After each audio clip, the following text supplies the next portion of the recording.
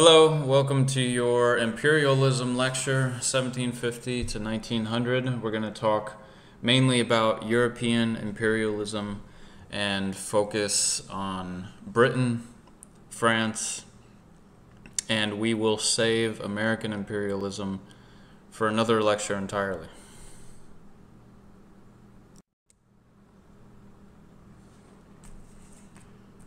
Here are the key concepts for 5.2, in which industrializing powers establish transoceanic empires. And so, like I mentioned, we'll talk about the British in India specifically. We'll talk about the French in Southeast Asia. We'll also talk about Belgium and the Congo.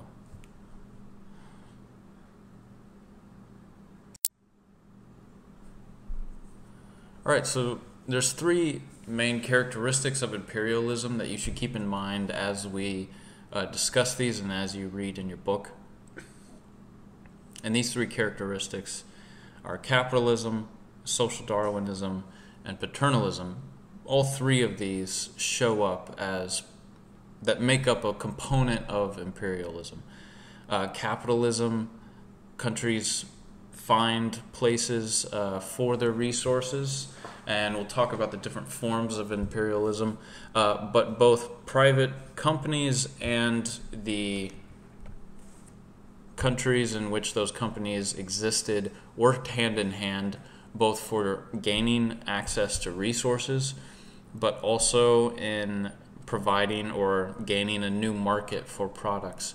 And so for example, India not only became a source for cotton and tea and sugar and a way to gain those resources, but also as a place to sell those resources. You had a huge Indian population for which those people could buy those products now. So, social Darwinism we will spend an entirely separate lecture on.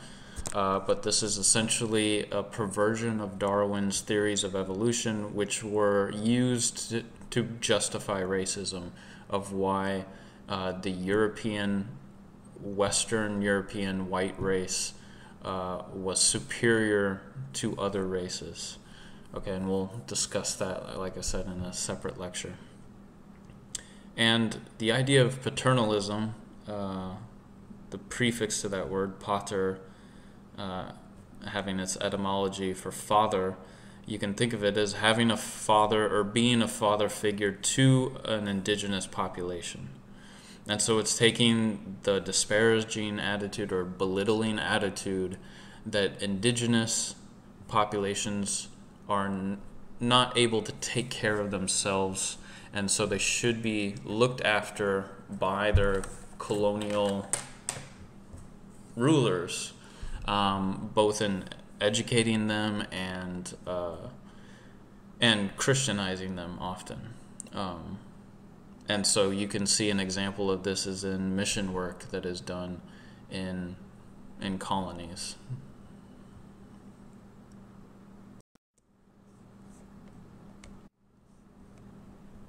Okay, so after the age of exploration, after 1500, the navies for respective countries could claim lands anywhere in the world, not necessarily just adjacent to that country's territory. And just kind of like an industrialization, where we see really two waves of industrialization: the first wave of machinery and a second wave of steam-powered railroad or steam-powered locomotives and steam-powered ships. We see kind of two waves of imperialism as well. And so the first wave would be this post-age of exploration wave, in which countries find colonies around the world. And in the 19th century, the 1800s, you see a new age taking shape after that. And especially with countries being able to move inland. And so Africa is a good example of this. Prior to the 1800s, the only exploration that was done in parts of Africa were only around the coast. Right? And so the countries, some of the examples we see are Great Britain, France, Germany, the Netherlands, Japan, and Russia. And as I mentioned, we will go over the territories of the U.S. in a separate lecture.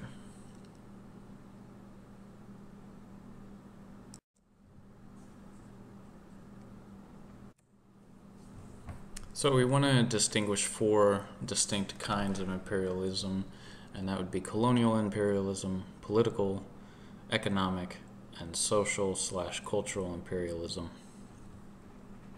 Colonial imperialism can be thought of as an old style of imperialism where the ruling country completely occupies and rules over a foreign government. Okay. Political imperialism, that the dominant country uses diplomacy and military intimidation to get a weaker country to do what they want. Economic imperialism is out of the desire to control global trade, and so some examples of this would be Matthew Perry, the U.S. naval commander in Japan, making deals with Japan, and the British in the Opium Wars in China. And then there's social cultural imperialism, which is the desire to spread one's home culture.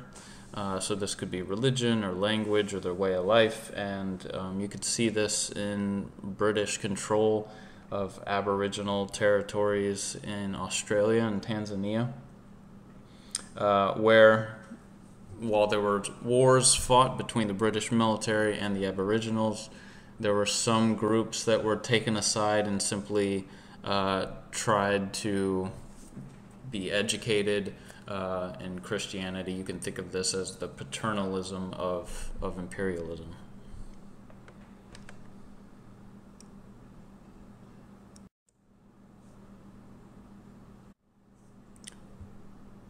All right, and then there are 2 different types of colonies that Europeans established around the world, tropical dependencies and settlement colonies. So this is another way to distinguish 2 different types of colonies that Europeans established. And a main way to think about this is that in tropical dependencies, many Europeans did not settle in tropical dependencies. A large reason for that was disease that Europeans were not or were susceptible to. And then settlement colonies, where Europeans migrated to, typically these were places that had a fewer native population, and the climate was just more hospitable as well. And something to take note, in the early years of an imperial rule, Europeans relied on the cooperation of local rulers, but as settlement occurs and settlement colonies occur, migrating to the territory was a way for Europeans to stake a firm claim in places, especially in places like Asia and Africa.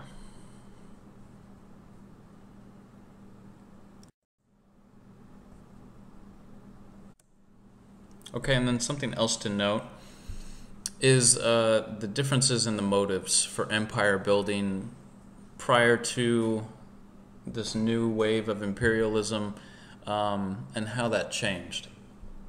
So before, where the motives of many empires was different, take the Spanish Empire, for example, as they begin to colonize South America and Central America.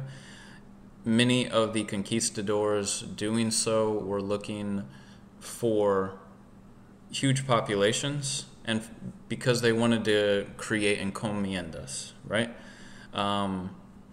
It's often thought, it's a simplistic notion to think that the Spanish were merely looking for gold.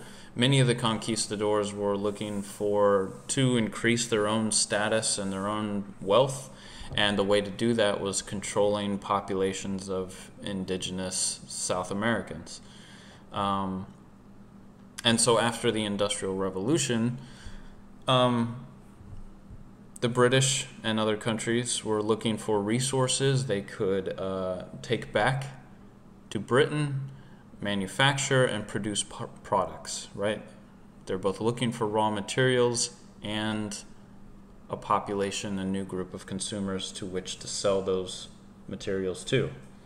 So a lot of these products would include cotton, lumber, precious metals, hemp, and in order to ship these things, these countries necessarily had to provide infrastructure within those countries. And so steamboats that could navigate through rivers and building railroads that could travel inland was necessary to do so. And so a good example of this as well is the Suez Canal and the Panama Canal, both infrastructure projects that allowed the British to ship products easier. So let's look at the Suez Canal. This was built by the British in this narrow strip of land that separates Egypt and the Sinai Peninsula.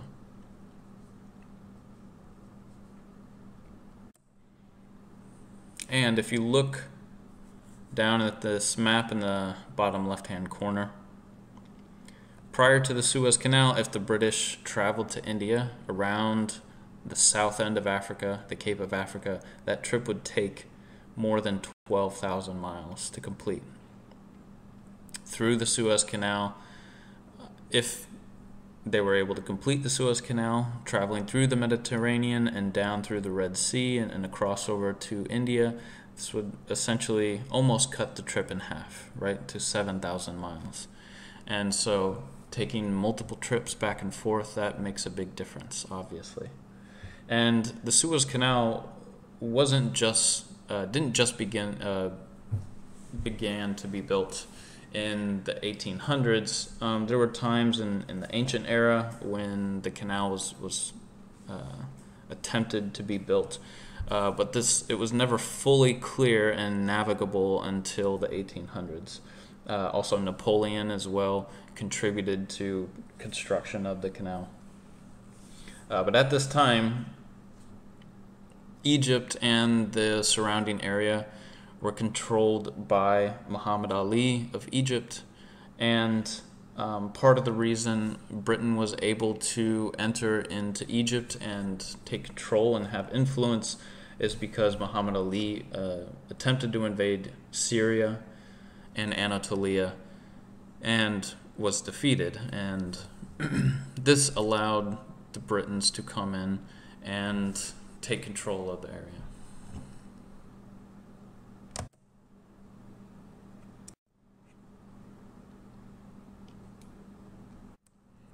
So, as I alluded to in the previous slide, by far, Britain considered its crown jewel of the empire India.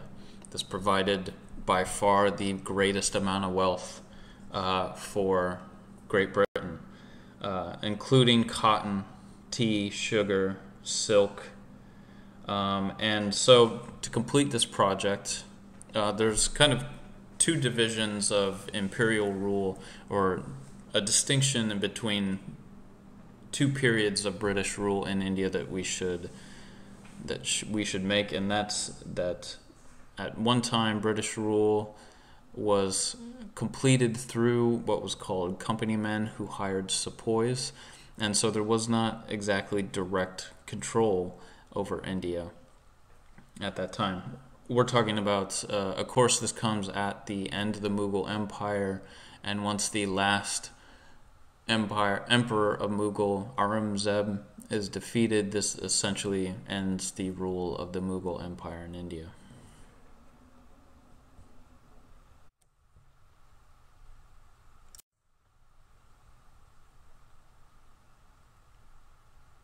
Okay, and then so the Sepoy Rebellion of 1857 essentially begins the second period of British rule in India, in which the British take direct rule over India, or a more direct rule.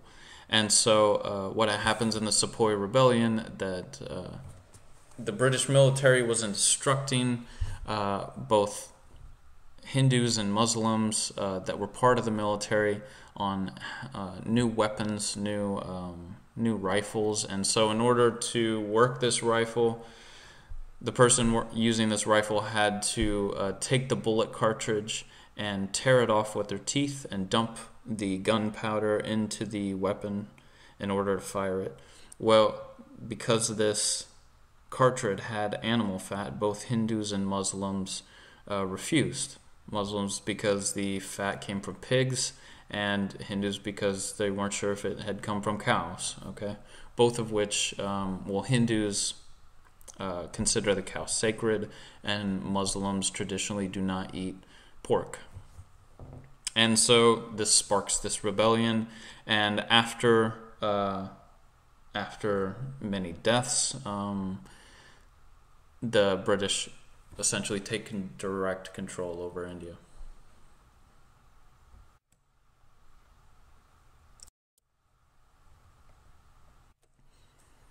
All right, a couple other places to mention in Southeast Asia. We shouldn't forget that Spain, in addition to expansion into South America and Central America, also controlled the Philippines. The Dutch, as well, as part of the Dutch East India Company, controlled Indonesia, and you can see the resources that they gained from this: sugar, tea, coffee, tobacco. And this was very profitable for them as well. The British controlled Burma, and the French controlled Indochina, which would be made up of Cambodia, Vietnam, and Laos. Thailand at this time was still independent. It was known as Siam at this time, and we'll complete an activity in which we'll talk about the independence of a few nations that give some pushback to colonialists. Siam being one. We'll discuss the Zulu Nation in South Africa, the Cherokees in North America. And so, but Siam also serves as a buffer between British-controlled Myanmar, or Burma at that time, and French-controlled Indochina.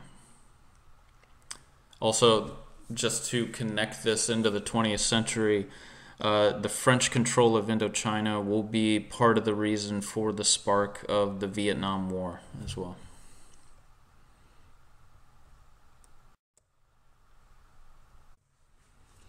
All right, South Africa is an interesting anomaly in African, and at least sub-Saharan Africa, because, like I mentioned, most of the European involvement in Africa was mainly along the borders.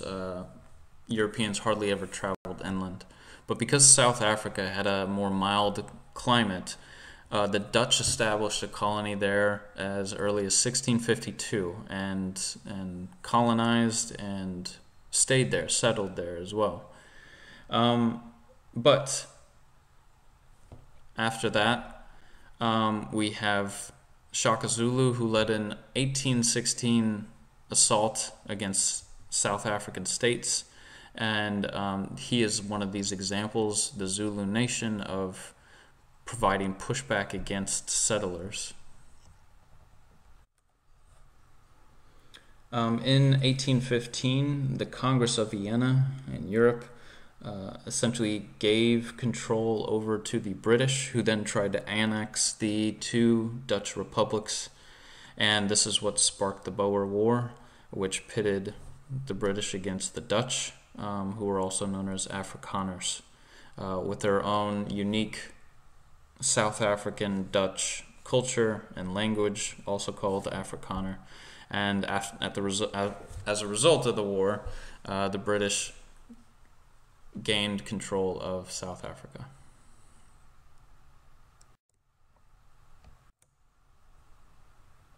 Okay, as I mentioned before, prior to the 1800s, as the Portuguese explored down the coast of Africa, Any colonies that were set up, not colonies, but forts, trading forts that were set up were all along the coast. And so this included forts by both the Portuguese, the Spanish, and the British. And in the 1800s, you had some individuals that were interested in exploration of Africa. One of these people was David Livingstone, who was curious about what the source for the Nile was, where the source of the water came from for the Nile. And so he would travel up the river of the Nile. And these stories kind of sparked more interest in Africa. Also, at around this time, a drug called quinine is developed. And what this drug did was allowed people to fend off malaria quite a bit easier. And so because of this reason, well, part of the reason that Europeans weren't able to travel inland in Africa was because they were susceptible to malaria. And so with this drug, this was also made it easier for Europeans to travel inland. And so this begins what is commonly referred to in the 1800s as the scramble for Africa, where Europeans grabbed up swaths of land, and this was something that was agreed upon in Africa in Europe by the leaders of these respective countries about who would control what territory. But if you're looking for more apparent causes for the scramble for Africa, of course, there's economic reasons for this. Europeans knew that there were natural resources within Africa that could create vast amounts of wealth for their respective countries. Two exceptions to this are Liberia and Ethiopia, two parts of Africa that were not occupied. Liberia, because it was set up as a a colony for freed slaves from the Americas, Ethiopia was able to fend off control or attempted control by the Italians.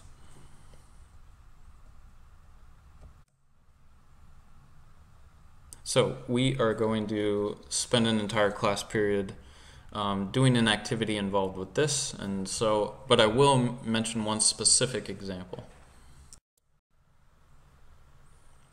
All right, and that example is that of the Congo, which was at one point controlled by King Leopold II of Belgium, for quite a while controlled by him. And so what they noticed about the Congo was that it was easy to navigate up the river, particularly because of the Congo River. It is the second longest river next to the Amazon. And the resources that King Leopold found there were ivory, and mainly ivory and rubber. Something that made this place particularly profitable was that ivory was easy to transport. It's fairly easy to transport. It wasn't particularly heavy, and it could be taken onto the ships by a few people. And the other was rubber, which comes from trees or vines. And so you can see this picture here, this cartoon depicts King Leopold II as a rubber vine that looks something like part snake, part rubber vine that is entangling a Congolese man. But this is one of the, as it says here, the great scandals of the 20th century. They used a lot of the indigenous population into forced labor. Part of the reason, or part of the way, the method that they were able to do so was that Belgians often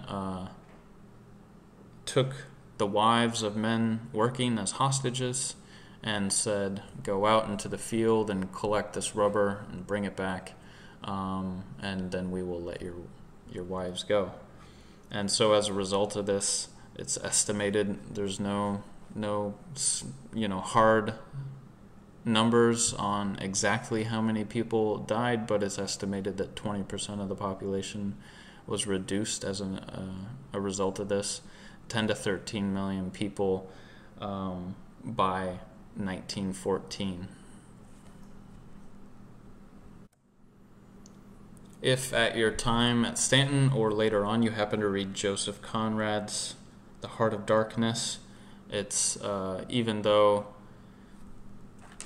Joseph Conrad doesn't specifically mention names, it's often thought that many of the characters depicted in that novel represent real commanders of the Belgian army that were known to exist in the Congo, who were particularly known for vicious acts of torture in order to force people to work. One commander in particular, both in the book and as noted in real life, had surrounding his home in the Congo had a fence made of African heads on pikes.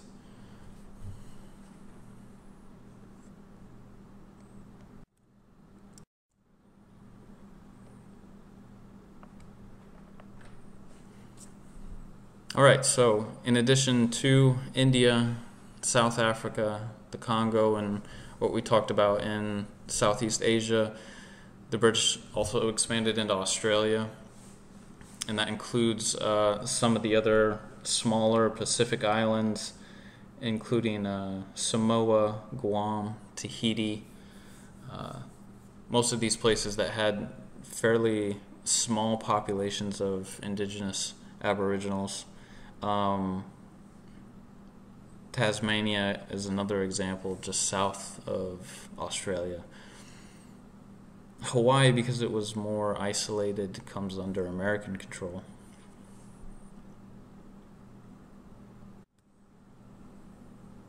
And if some of these indigenous were not killed during armed conflicts with the British or Americans and their contact, many times they would often be killed through disease such as smallpox, or oftentimes alcoholism flourished within native groups on these islands.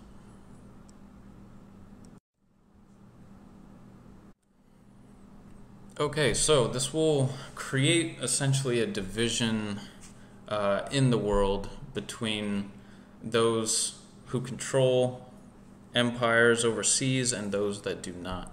And this will set us up for the conflict that's to come in the 20th century, the couple conflicts that will come, World War I and World War II. We have a growth of nationalism at this time, and part of the conflicts between countries, especially these landowning countries, will be part of the reason for these conflicts to come.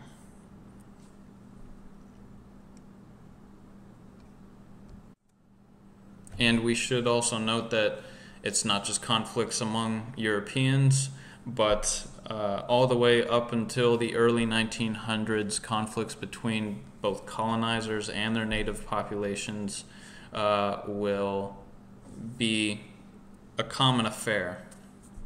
There will constantly be violent interactions between the two. And this will set up independence for these countries as well.